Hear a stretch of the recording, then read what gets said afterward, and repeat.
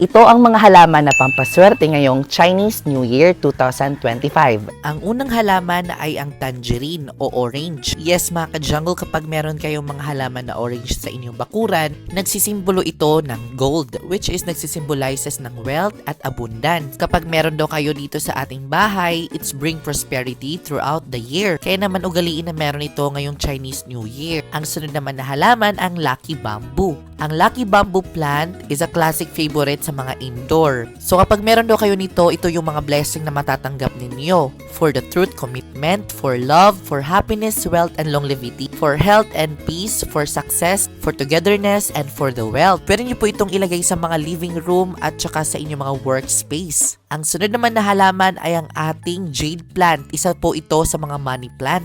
This plant is said attract financial success. Nakaka-attract po yan ng money, prosperity. So perfect na perfect po ito sa mga business-minded at may mga business. Pwede niyo po itong ilagay sa inyong mga tindahan o sa mga business. Yan yung mga halaman na pampaswerte ngayong Chinese New Year.